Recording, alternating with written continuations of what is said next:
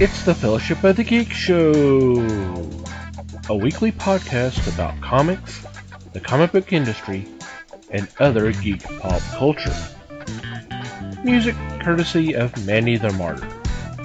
And now, on with the show!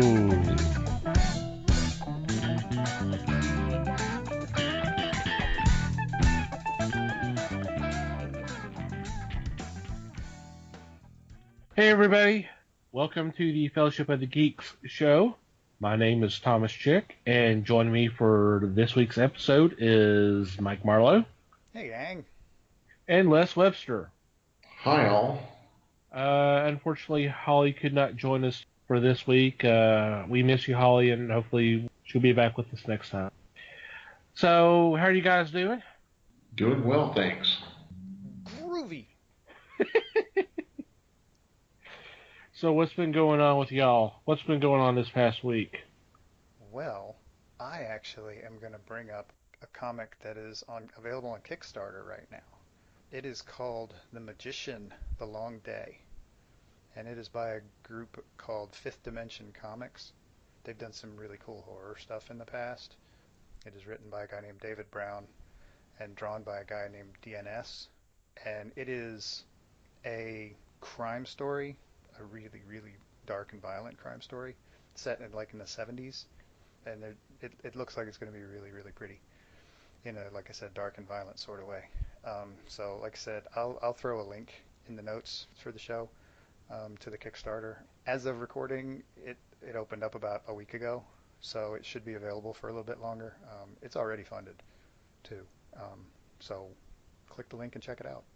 That's very cool. That's very cool. Something that happened since we last got together to record. Les and I had attended a function here, and I'm going to go ahead and do a little behind the curtain thing, and that we're in the Dallas-Fort Worth area. It was held in Dallas. It was part of DC Comics Roadshow to kind of talk to the retailers, which more behind the curtain stuff. I do work for a comic book store, to talk about Rebirth.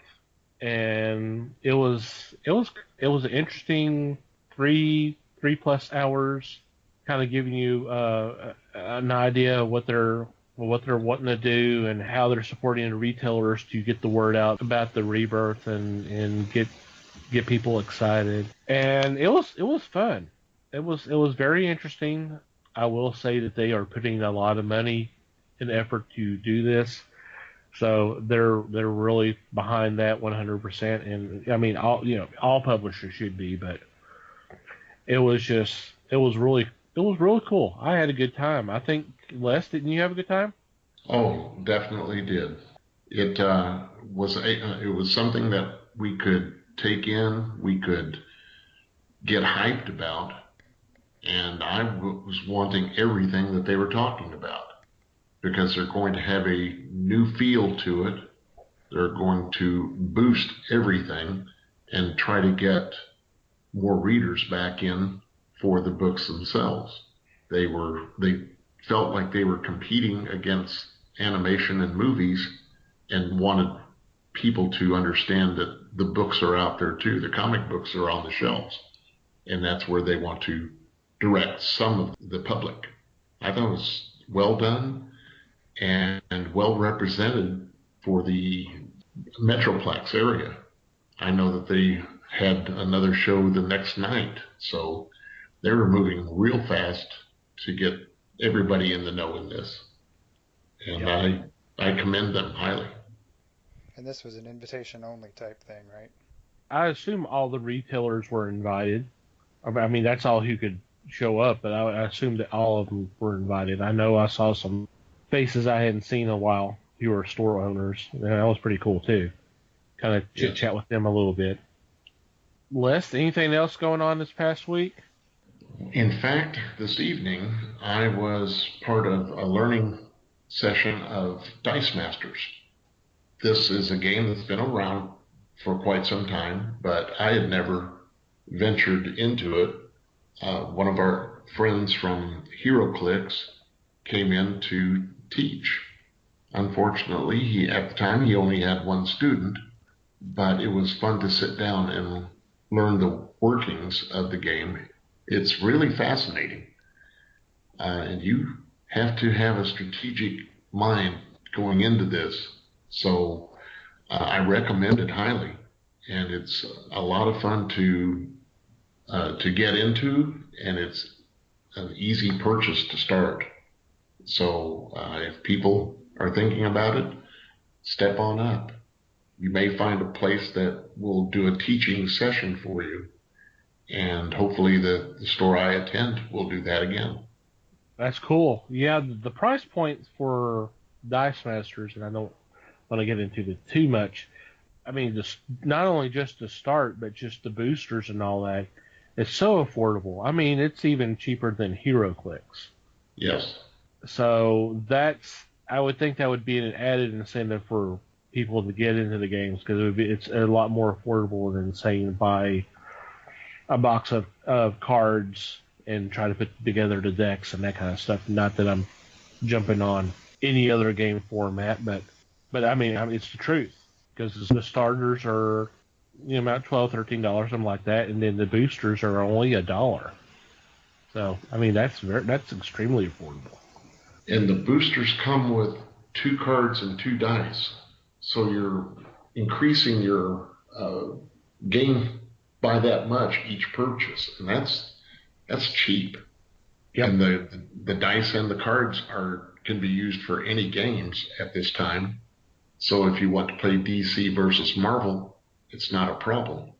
And I think that's a big selling point. Yeah, those are both smart moves on their part, making the boosters small and cheap, and also making them cross-compatible. Yeah, exactly. They thought about just everything. They got to. You got to do this smart. The way you can keep your audience in and involved and coming back for more. You don't really want to price them out and go, well, I can do something else for this kind of money, As long as you make it interesting too. Well, yeah, that's the key to game design. True. Alrighty, let's go ahead and get into this week's topic. Unless anybody else had anything they wanted to add before we started off. I'm good. Nope. Cool. All right. Let her rip. For this week's topic, I think it was Holly who brought this up, and Mike said, yeah, let's go ahead and talk about this. I'm going to talk about origins, comic origins, and not necessarily the origins of the format itself, but as far as I'm understanding, but the story origins. Isn't that where we kind of wanted to go, Mikey? Yeah, honestly, the thing that raised this in my eyes was, I'll just throw it out there. I've heard some complaining about the Batman vs. Superman movie and how they fiddled around with Batman's origin a bit. How they took some liberties. And so that's kind of where it all sort of started in my head anyway, after Holly brought it up. Okay. I'm trying to remember what liberties. Well, they took the liberty of the scene with him at the bottom of the pit finding the bats, and the bats lifted him out of the hole. But I looked at that as a dream sequence instead. Yeah, that's pretty much how I kind of thought of it too, because I mean there was a whole thing with not only him falling, but there happened to be one of the pearls from Martha's necklace right down there next to him too, if I'm not mistaken. Now, was that Martha Wayne or Martha Kent? Yes. I agree. You're right there, Thomas. The pearl, the scene with him at the bottom of the pit and the pearl beside him made me say, this is a dream sequence.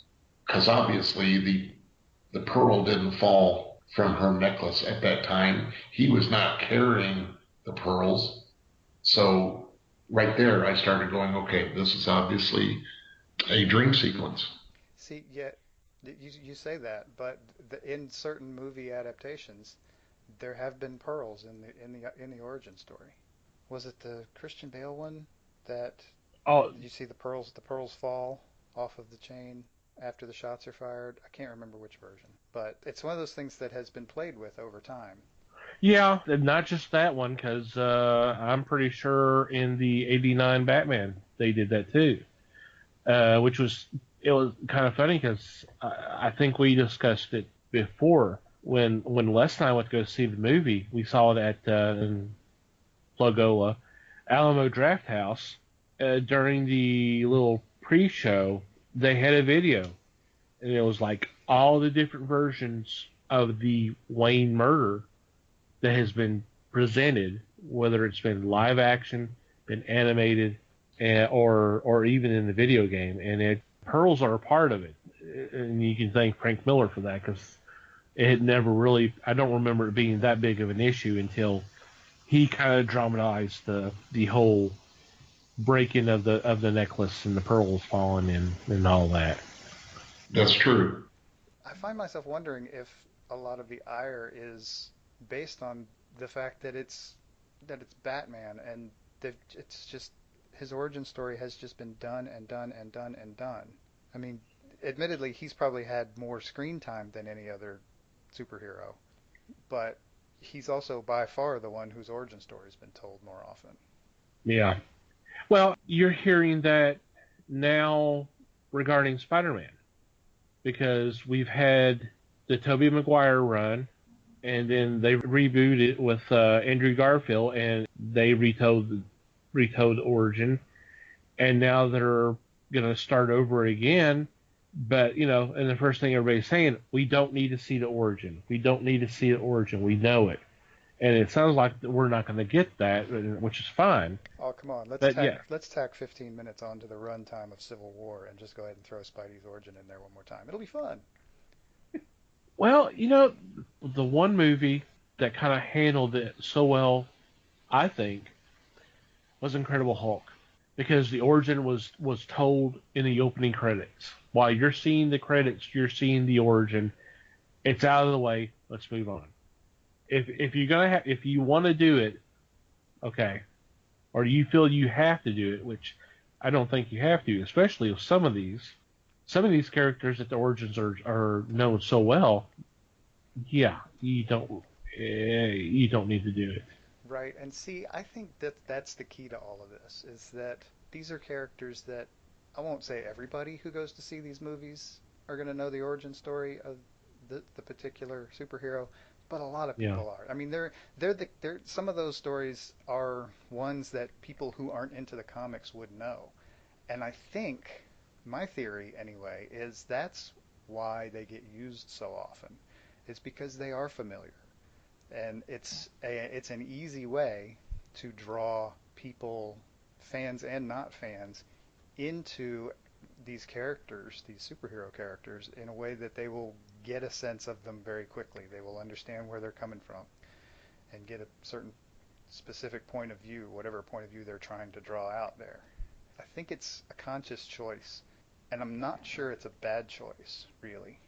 I mean, there are times when it's either poorly done or overdone, and it gets old. But overall, what it's doing is it's going to give you a better understanding of that character right up front at the beginning of the movie or the beginning of the series of movies, however you look at it. How much would we have understood Iron Man without the first half hour of the first movie, which is basically an origin story?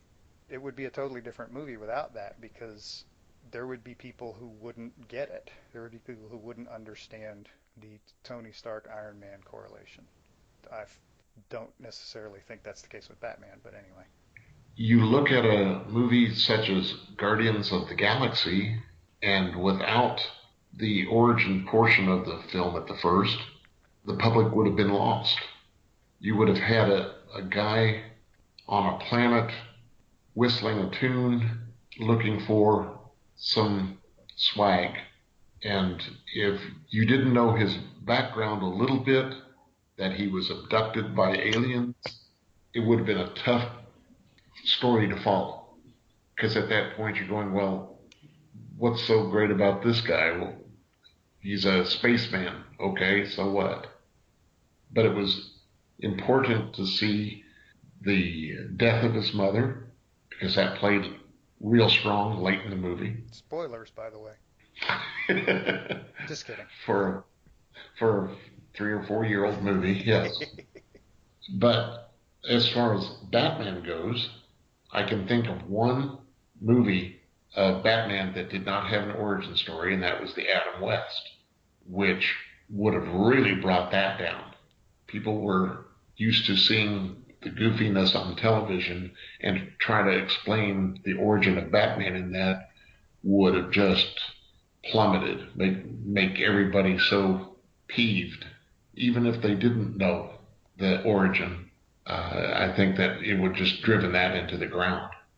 Well, you bring that up, and I was going to go back to Guardians. I'll go back to Guardians here in a minute.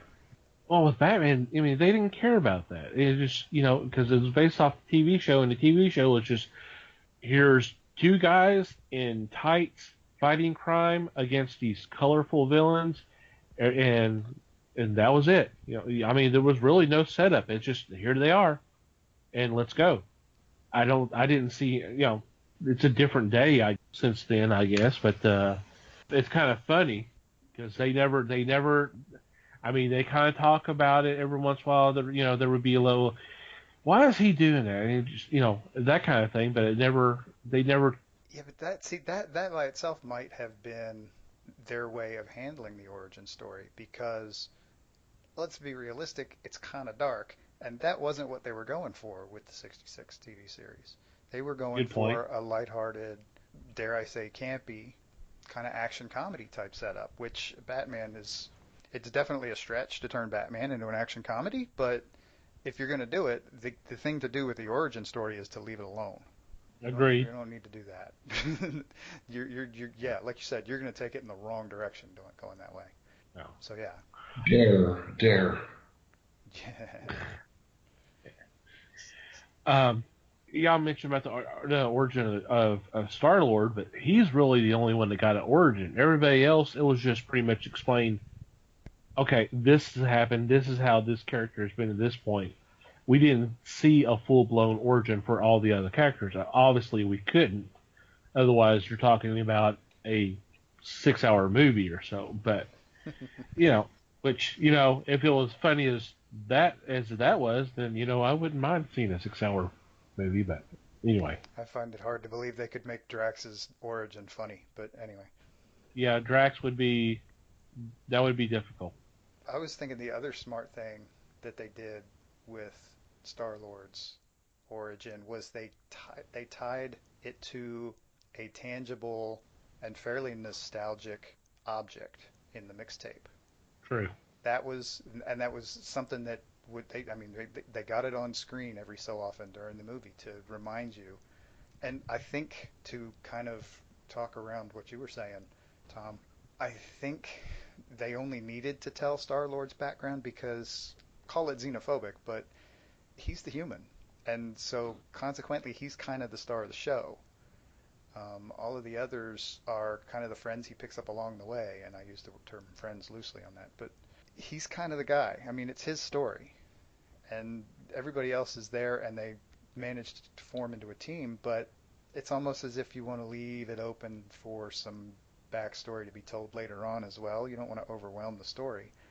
But ultimately, all you really got to do is tell the one guy's story. And he's the guy we're supposed to relate to in all of this alien weirdness. That's a valid point as well. Gamora had a little bit of a story. You found out who she was and her relationship with both her sister and her dad. Mm-hmm. So a little background there. The other three, you really didn't care. I mean, they were interesting, but there was no backstory needed. You knew they were criminals. And that's how they were originally banded, was as a criminal group. But all in all, I thought it was well done. And they were able to mix enough of the backstory of Peter in there to show up later in the movie, which was pretty intense. So I thought that it was successful. In Batman versus Superman, the story of Bruce Wayne was extremely significant for later in the movie. And if people didn't want to know of the origin or the shooting of the Waynes, It was significant because of what was resolved between the two heroes, the two major heroes of the movie. And that's where you have to have that origin. We didn't need to see Krypton blow up again. It wasn't significant because this was supposedly a sequel to Man of Steel. So I thought the Bruce Wayne origin, the Batman origin, was very much needed for the BVS movie. Since he was basically the new guy in the series. Yes, sir. That actually makes a lot of sense. And it also makes sense in the sense that they also needed something to kind of give us, like I said, since he was the new guy, they needed something there to give us a sense of what this Batman was going to be like. I mean, we can't just go around assuming that he's going to be the same as the Christian Bale Batman or the Keaton Batman or the ones that we will not name in between there, or the Adam West Batman. I mean, no matter what you do, you're going to get a different person to play the role. You're going to have a different character somehow. Um, if the writers of the movie are smart enough to figure that out and incorporate it, then great for them, because they're gonna use that relatively easy hook to bring out some of the character of the character. You have a much darker and more brooding Batman in this one, even more than the Bale representation. Luckily, you don't have to rely on a voice from like Bale used to try to get the part that Batman is that mad and vicious. It was just in his stance, in his look, and you didn't have to growl like Bale did, or even some of the others. I think growl might have been a You know, nice way of putting it. even Michael Keaton growled in his first Batman movie. Yeah, he altered his voice for sure. Yes. I don't remember if the others did. A little bit. There was a little change in the voice. Actually, Adam West was about the only one who didn't, if I recall correctly. Well, okay, let me ask you this, guys. Are you for or against origins in a movie? Well, like as Mike says, if it helps the audience relate to where the character is coming from, or their mindset, or how they are, yeah, it's kind of important. You got to know where they're coming from so they can be somewhat relatable. Okay, then what about in comic books? It seems that every time some comic hits the 24th issue, they want to redo, or they want to show you the origin, but two-thirds of the time they redo it and give it a twist, give it a change that personally it drives me crazy. This is not what I heard before, and you're going to make it a change, but not for the better. You're going to make the person a clone, or you're going to decide that his origin didn't start on Earth, it started on the moon.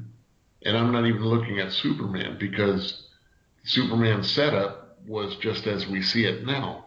And there is very little change with either the Superman or the Batman origins. Wonder Woman has changes. Wonder Woman has a big change in the Batman versus Superman movie. It wasn't like Marston. It wasn't the way he thought about it to begin with. It wasn't that way. Definitely explained in the 50s and 60s. Well, let me stop you right there, because really Please. all we know about Wonder Woman is that, and I won't go into too much details because it's only been out for a few weeks, but we know she's been around for a while. That's all we really know. With the movie, her upcoming movie, we'll obviously get her origin, and if we want to stick on live action, this is only going to be the second time, because I don't know, although I don't know if we saw the origin in the Linda Carter series. They referred to it. I mean, she went back to Themyscira, but we really hadn't seen her origin on live action. And in the books, yes, it's changed several times. I mean, massive changes. But not always to the bad. There have been some good representations of it. The book by Michael Lark years ago, what was it, Detective 27, which gave you a new look at Batman, and along with Jim Gordon and Catwoman, Selina Kyle. His had an origin of Batman, yet it had a bit of a twist to it, and usually DC will put an Elseworlds title on it to make it a little bit different. Sure, but, and to sort of throw this back, to answer your original question, Les, I'm not sure they do need to use origin stories to do those things. Because, I mean, the theory I'm using makes it a purely storytelling choice. And, you know, there are other ways to tell a story than simply showing how a superhero got his start. You can build a superhero's character without having him be bit by a radioactive spider. You could show what Spider-Man can do and why he thinks the way he does in ways other than that. And so, and this is where, see, I hear this origin story crutch thing called laziness quite a bit. And this is why, is because, you know, there's simply other stories that you can tell that are shorter and more packed with that sort of information that don't necessarily involve an actual live radioactive spider, which makes it seem lazy. Now, granted, the flip side of that is, like I said at the beginning, it's an easy hook. It is an easy way to tell those to bring those character traits out. But that doesn't mean it's the only way, and it certainly doesn't mean it's the most interesting way. I agree with you. Yeah, that's a good point as well. Yep. All right, so what's your favorite origin story? My favorite origin story, the one that comes to mind for me, because when I first read it, I just thought it was great. It was Jim Valentino's Normal Man from Image Comics several years ago. The CPA on this planet figures the world's about to blow up, so he sends his only son in a rocket ship. This should sound familiar to y'all. And he does, but come to find out that the world's not going to come to an end, and his wife actually killed him because he did this. And so the kid ends up on a planet where it's entirely populated by powered people, and by this time he's grown to an adult. And this is the basis of the series Normal Man. That's awesome. You know what else that reminds me of? What? Bicycle Repairman. Yeah. Yes. Sorry, Monty Python reference. It was a very funny title. Oh, it was great. I loved the heck out of it. Just that origin, just kind of just parodying the whole Kal-El thing, and then to top it off, nothing really happens. So Dad gets murdered. It was a fun book. I liked that one a lot. Les, what's yours? I was remembering Mark Verheiden, who is a writer, and he's also involved with film. And he did a series, let's see, it was it The American, I believe? Yeah, that sounds about right.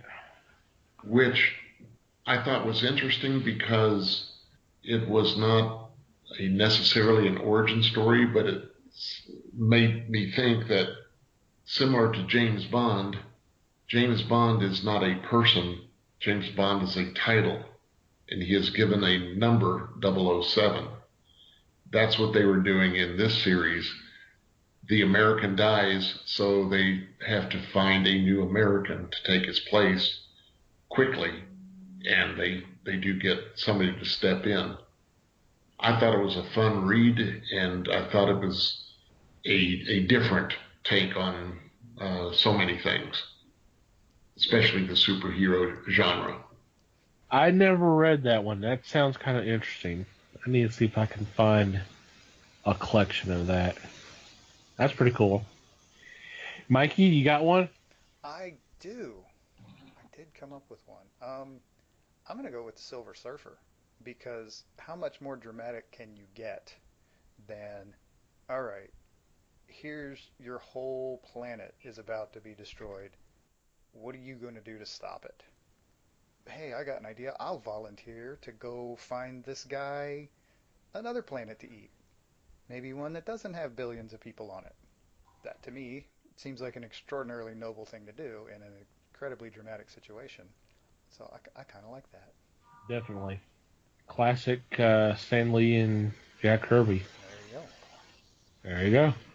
Good choices. Okay. Anything else we want to anyone want to add before we do this week's picks? Not here. Nope, we're good. Okay. Sounds good. So when we come back, we'll do this week's picks.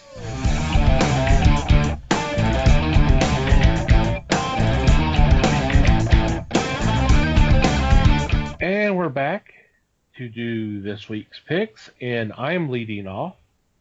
And for my first choice is Micronauts #1 from IDW Publishing, written by Colin Bunn, who's one of our favorites, and art by David Baldwin. Picked this because it's the return of 80s toy line that became a Marvel Comics and was around for several years, and then it disappeared, and I always wondered if it would ever come back. And with IDW having the rights to Transformers and G.I. Joe, it seemed like it would be a no-brainer for them to get the Micronauts, and they did. And the fact that Bunn's going to be writing it, I'm excited to see what's going to come from this. It ought to be a blast. Anything Bunn writes is usually a good tale. And for my second choice, it's kind of maybe a little bit of oddball. It's a Pre-Code Classic Ghost of Volume 2 hardcover. It's by PS Art Books. And I don't know if people out there in the audience have heard of PS Art Books. It's a publisher from London, and what they've been doing is they've been collecting stories from usually the 30s, 40s, and 50s, and putting them in hardcover collections. And this is part of the horror line. They don't necessarily say it's actually EC, but it definitely gives you that EC Comics feel. Looks like it might be pretty good. It covers issues 8 through 11. According to this, it's the years 1953 to 1954. And then 2 issues of Monster from 1953. So this probably be a pretty cool pickup, just kind of because some of those stories are really, really good. They're very underrated for the time. And you'll be surprised as to the authors. Some of those authors went on to do huge things other than the pre-code books, of course. Right. Yeah. Yeah, writers and artists, they had to do something. I mean, if they can't do the superhero books, they were doing westerns or crime thrillers or war or romance or horror. I mean, so it'll be interesting to kind of take a look at this and see who's done what, if there's some familiar names there. So, Les, what's your choices? First, from Joe Books Incorporated, I have Darkwing Duck, based on the Disney character, written by Aaron Sparrow and art by James Savini. I'm looking forward to this because these will be all new stories. And I don't know if Joe Books is a subsidiary of Disney, but I'm excited to see what's going to be happening with this one. Hopefully, it'll carry for several years, not just a short run like it had done before. My second choice is something that's really dear to me because they're doing omnibuses. They call it the Michael Moorcock Library. These are the interpretations by artists and writers. The first volume is called Elric of Melniboné. The second volume is Sailor of the Seas of Fate.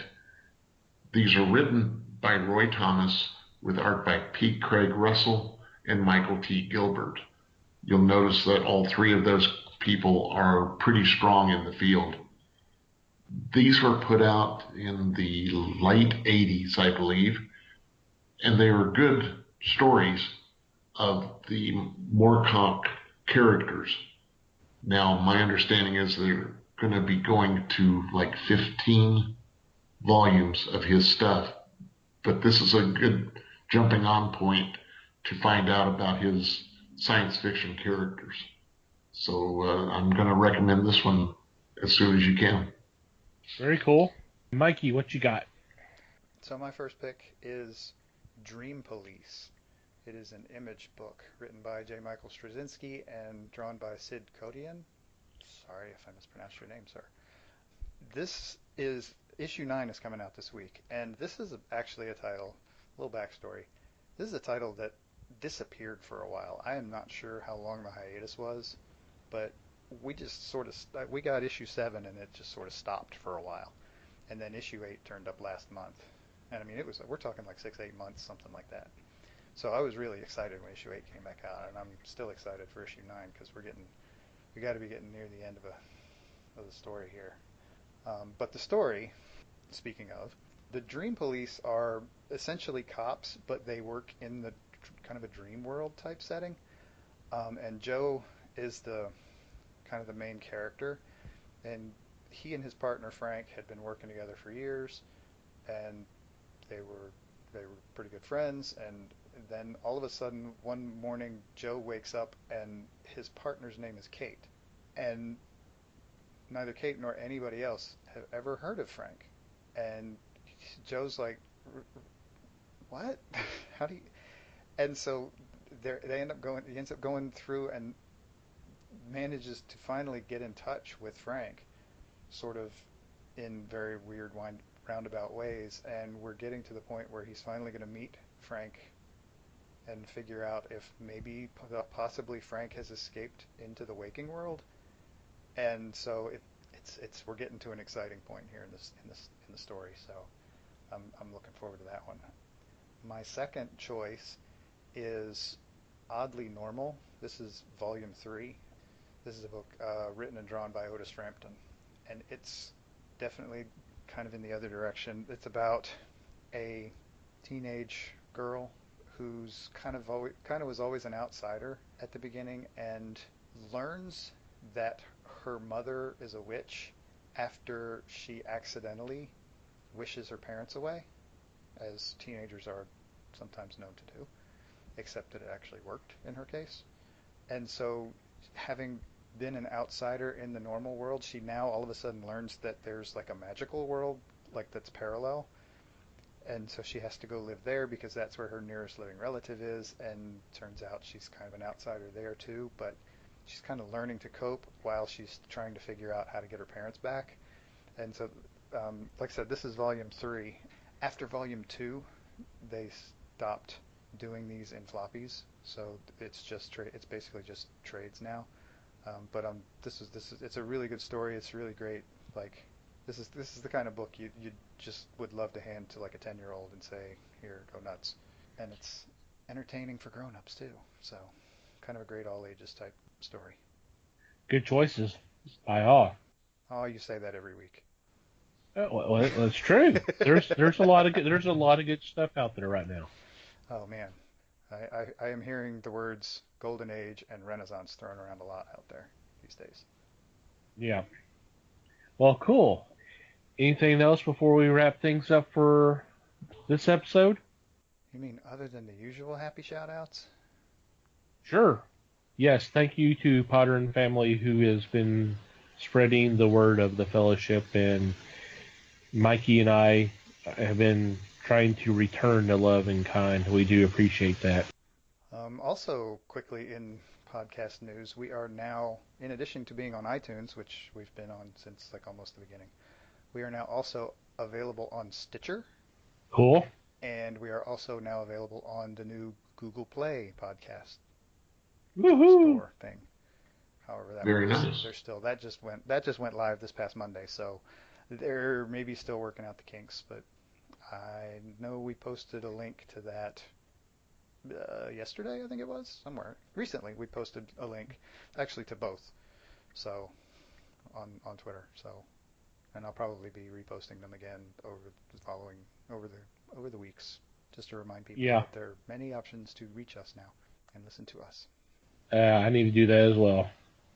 And speaking of communication, we always appreciate y'all communicating with us, letting us know what you think about the show, good, bad, or any kind of suggestions.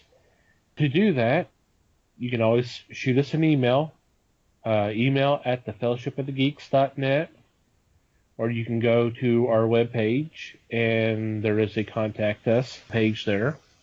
We are on Facebook, The Fellowship of the Geeks, and we are on Twitter, at Fellowship Geeks.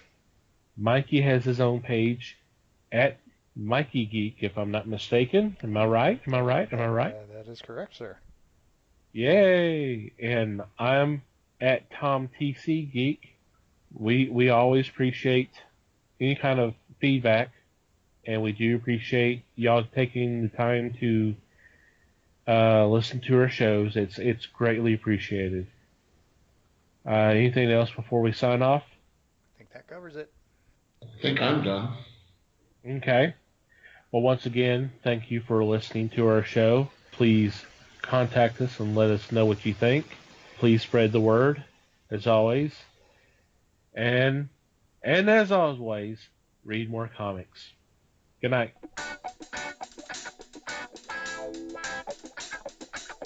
We thank you for listening to the show. Comments, suggestions, and questions can be sent to email at thefellowshipofthegeeks.net.